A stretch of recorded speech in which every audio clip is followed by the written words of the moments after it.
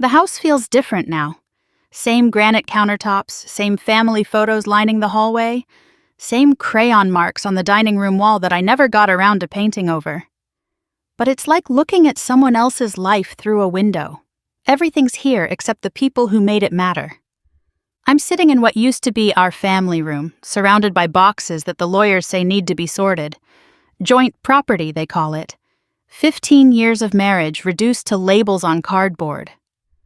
The silence is so thick I can hear the refrigerator humming from the kitchen, a sound I never noticed when this house was full of life. 3 months ago, I had everything a suburban mom could want. Richard was climbing the ladder at his firm, the kids were thriving in school, and I was the PTA secretary everyone relied on.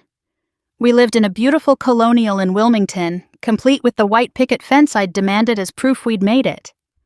Looking back, I think that fence was the last honest thing I asked for. It started with something so innocent. Megan, our babysitter, had just turned 16 and got her driver's license.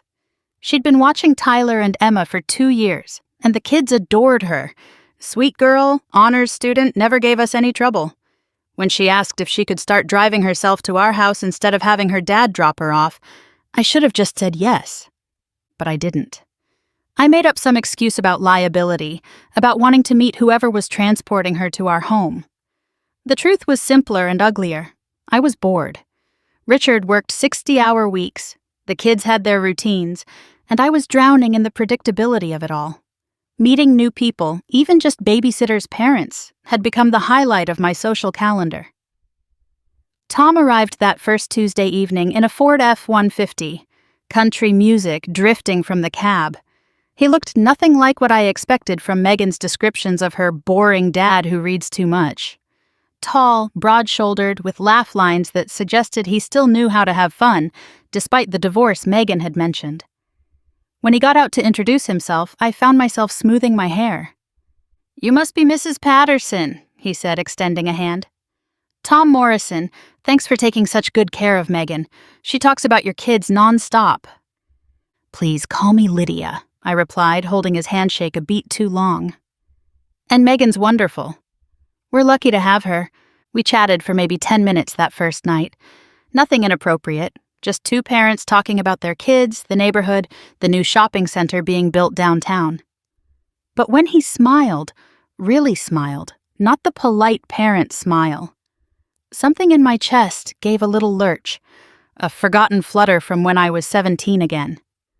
I started finding reasons to be outside when Tom dropped Megan off, watering plants that didn't need water, checking mail I'd already collected, pretending to wrestle with the garbage cans. Each time our conversations grew longer. He'd mention a book he was reading, and I'd happen to pick it up from the library. I'd complain about a leaky faucet, and he'd offer plumbing advice with a grin that said he knew I could afford a plumber. Richard noticed nothing. Why would he? I'd been handling the kids' schedules for years. If I told him Megan was babysitting so we could have date night, he'd kiss my forehead and thank me for arranging it. If I mentioned meeting her father, he'd nod absently while scrolling through emails. I could have been conducting an entire relationship on our front lawn, and Richard would have stepped around us to get to his car. The shift from innocent to intentional happened gradually. I started dressing differently on babysitting nights. Nothing obvious, just my good jeans instead of yoga pants, a little mascara, perfume that Richard hadn't noticed in years. Tom picked up on it immediately. "You look nice," he said one evening, Megan already inside with the kids. "Going somewhere special?" "Just dinner with Richard," I lied, knowing Richard was in Chicago until tomorrow. "Sometimes we pretend we're still interesting people." "You're interesting," Tom said quietly, and the air between us grew thick and still. After that night, I couldn't stop thinking about him. I'd be loading the dishwasher and remember how his eyes crinkled when he laughed. I'd be helping Tyler with homework and wonder what Tom was reading. I'd lie next to Richard and imagine a different life, one where someone saw me as more than a scheduling coordinator with a wedding ring. The first time I went to Tom's house, I told myself it was about Megan's babysitting schedule. She'd texted about a conflict with her school play rehearsals, and I insisted on discussing it in person. Professional courtesy, I called it. Tom saw through the excuse but opened his door anyway. His house was smaller than ours, a ranch-style rental that showed signs of bachelor living. Books everywhere, mismatched furniture, a kitchen that was clean but clearly underused. He offered coffee, and I accepted, sitting at his dining room table like this was normal, like married women dropped by single fathers' homes all the time. "Megan's at rehearsal until 9, he said, setting down 2 mugs. "But you knew that." "I did," I admitted, surprising myself with the honesty.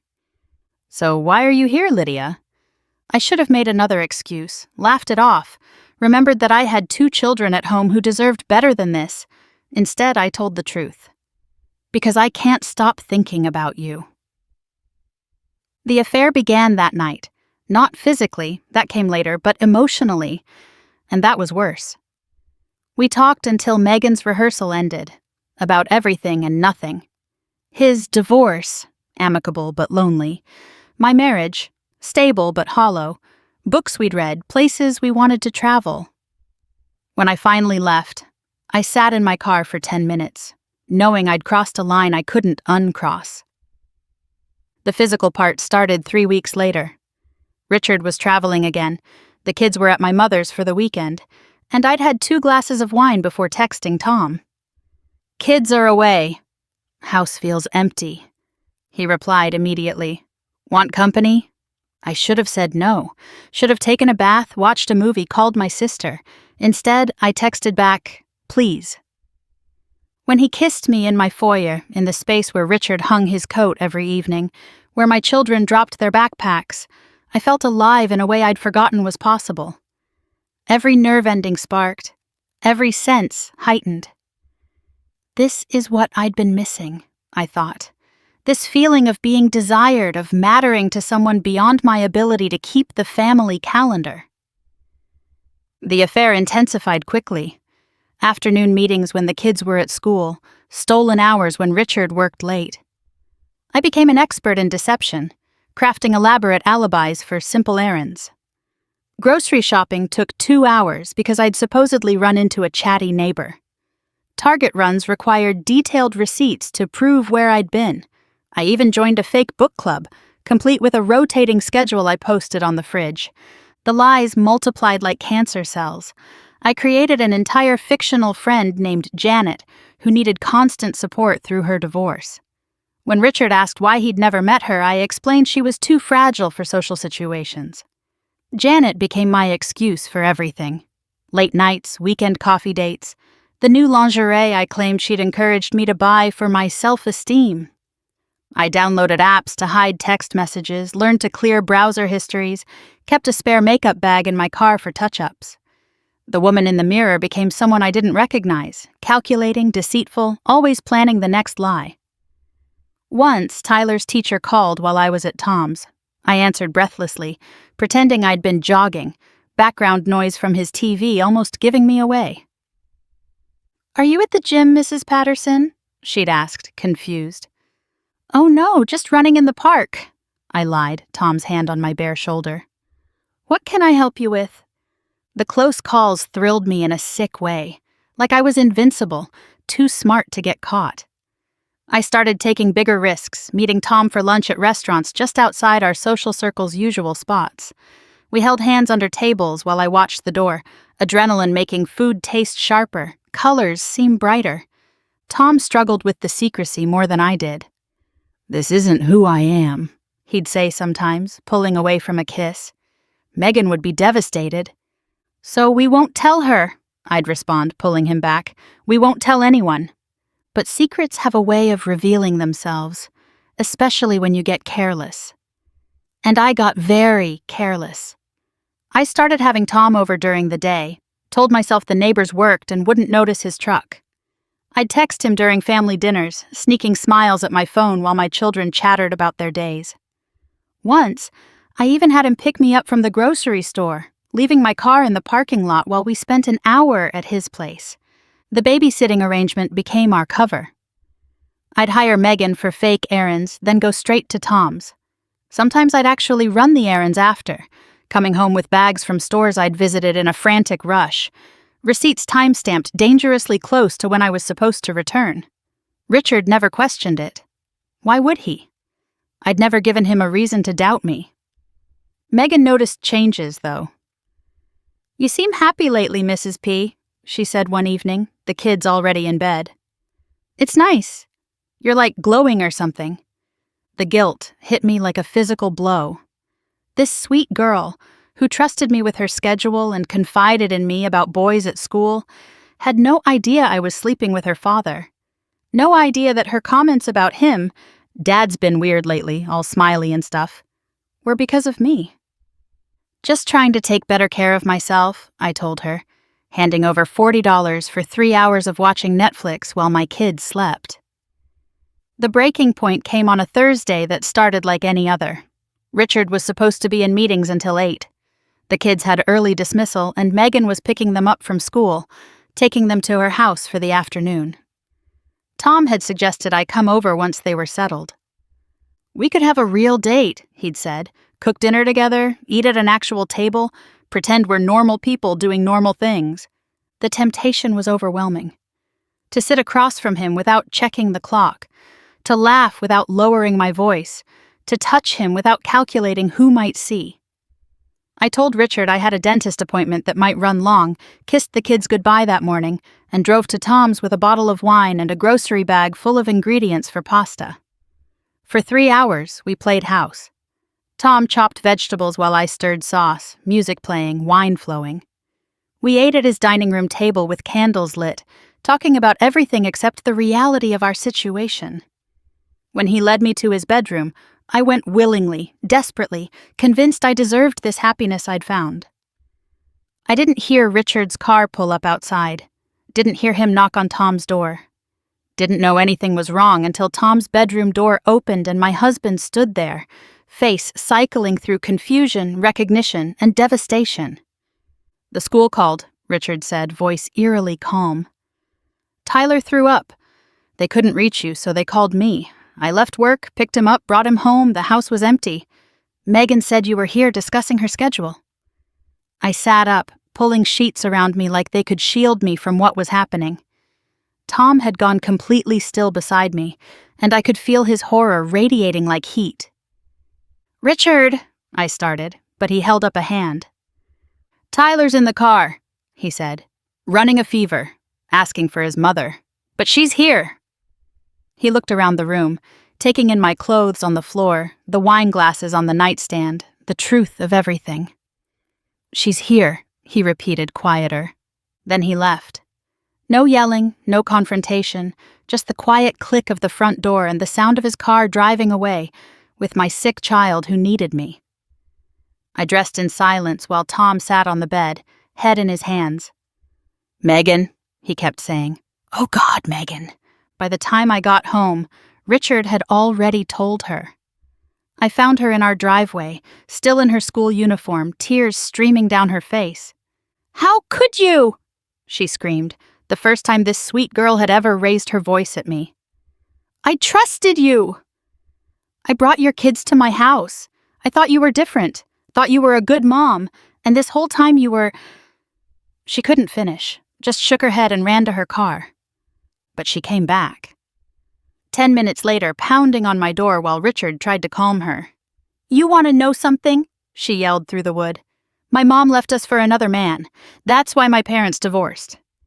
And when you hired me, when you were so kind and normal, I thought maybe not all moms were selfish whores who destroy families." The word hit like a slap. Richard pulled her away, speaking quietly, but she jerked free. "No! She needs to hear this." "My dad liked you, Mrs. Patterson.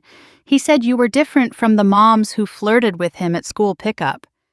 He said you were classy." She laughed bitterly. "I defended you to my friends when they said you dressed too nice for school events. I said you just had style." "Megan, please." I opened the door, but she backed away like I was contagious. "You used me," she said, quieter now, but somehow worse. "You paid me to watch your kids while you screwed my dad. Do you know how that makes me feel? Like a pimp for my own father." Inside, Richard sat with Tyler on the couch, a bucket nearby, cartoons playing quietly. Emma was coloring at the coffee table, oblivious to the bomb that had just detonated in our lives. Richard didn't look at me when I entered. "Tyler needs ginger ale," he said quietly. "And crackers. The plain ones." "Richard, please." "Not now." He cut me off, finally meeting my eyes. The pain there was unbearable. "Not in front of them. Just take care of your son." That night, after Tyler's fever broke and both kids were asleep, Richard and I sat at our kitchen table. The same table where we'd shared thousands of meals, where Emma had taken her first bite of solid food, where Tyler did his homework every night. "How long?" he asked. 2 months, I admitted, the number sounding both too long and not long enough. "Were there others?" "No, God, no. Richard, I'm so sorry. I don't know what happened. I just felt invisible and then Tom saw me and—" "Stop," he said tiredly. "I don't want details. I just need to know what happens next." What happened next was the systematic dismantling of everything we'd built. Richard moved to a hotel that night, telling the kids he had a work trip. I called in sick the next day, spending hours on the phone with Megan, leaving voicemails she wouldn't return. Tom texted once, "I'm sorry. Please don't contact us again." The news spread through our social circle like wildfire. Megan told her friends, who told their parents, who told everyone else. The PTA president called to inform me I should take a break from my duties. The neighbors who used to wave started avoiding eye contact. Even the grocery store felt hostile, whispers following me down aisles. But the worst came 3 days later at school pickup. I'd timed it carefully, arriving just as the bell rang to minimize interaction. But the other mothers had coordinated. They stood in a cluster by the entrance, and as I approached, they turned their backs in unison. A wall of judgment in yoga pants and designer sunglasses. "Really?" I said to Catherine Morrison, who'd once borrowed my punch bowl for her daughter's birthday. "We're doing this?" She turned slightly. "My husband works with Richard." "Do you know he's been sleeping in his office? That man gave you everything and you—" She stopped, shaking her head. "We don't associate with women like you." "Women like you." The phrase followed me home, echoed in my empty kitchen. I'd become a category, a type, a cautionary tale wrapped in suburban shame. My phone lit up with notifications. Removed from the neighborhood Facebook group, uninvited from the upcoming block party, dropped from the carpool schedule I'd organized myself. One text stood out, from a number I didn't recognize. "This is Tom's ex-wife. Congratulations on being the next woman to fall for his lost puppy act. Hope it was worth your family. It wasn't worth mine." Richard filed for divorce within 2 weeks. He was generous with the terms: joint custody, keeping the house in both our names until the kids graduated. "I don't want to punish them for your choices," he said during mediation. The kindness hurt worse than anger would have. The children handled it differently. Emma, only 7, accepted the "mommy and daddy need different houses" explanation with the resilience kids sometimes show. But Tyler, 11 and too perceptive for his own good, knew something bigger had broken. "Did you do something bad?" he asked one night, 2 weeks after Richard moved out. "Yes," I told him, not wanting to lie anymore. "I hurt Daddy's feelings very badly." "Did you mean to?" The question gutted me. "No, baby. Sometimes grown-ups make mistakes that hurt people even when they don't mean to." "Can you fix it?" "I don't think so." He processed this, then asked, "Is that why Megan won't babysit anymore?" I nodded, throat too tight to speak. Tyler hugged me then, this child I'd betrayed offering comfort I didn't deserve. "It's okay, Mom.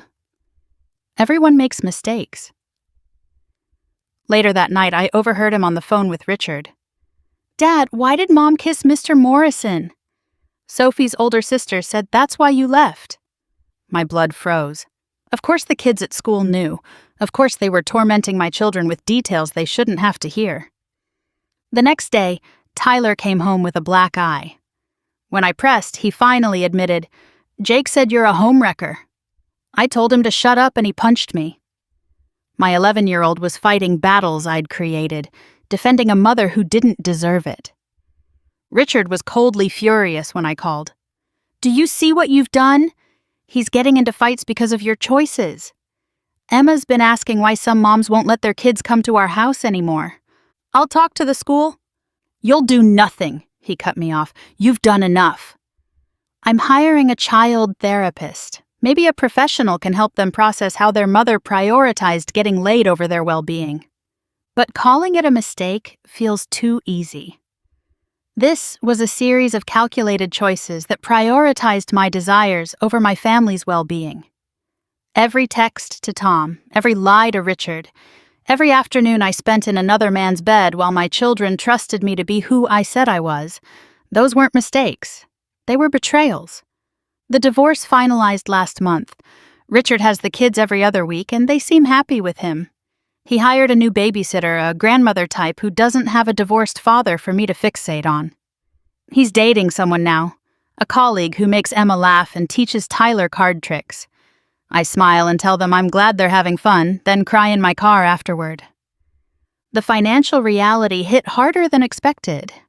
Richard's lawyer had documentation of every fake errand, every suspicious afternoon, even credit card charges at restaurants where I'd met Tom. The judge wasn't sympathetic to a woman who'd abandoned her sick child for an afternoon tryst. Child support, yes. Alimony, no. Marital misconduct, the judgment read. Such a clinical term for the bomb I'd detonated. I work full-time now, something I hadn't done since Tyler was born. The office gossip preceded me.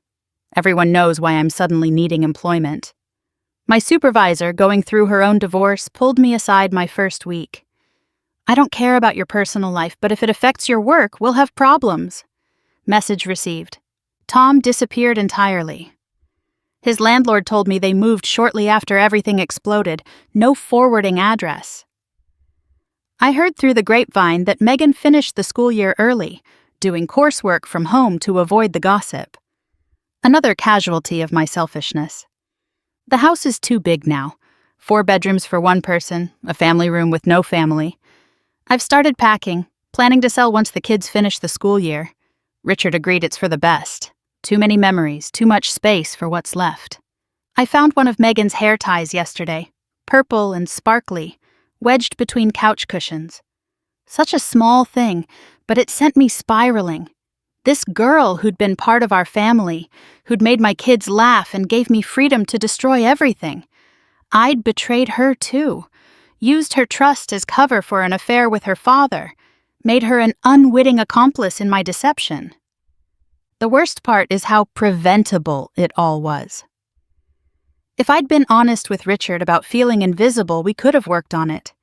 Counseling, date nights, any number of solutions that didn't involve falling into bed with our babysitter's father.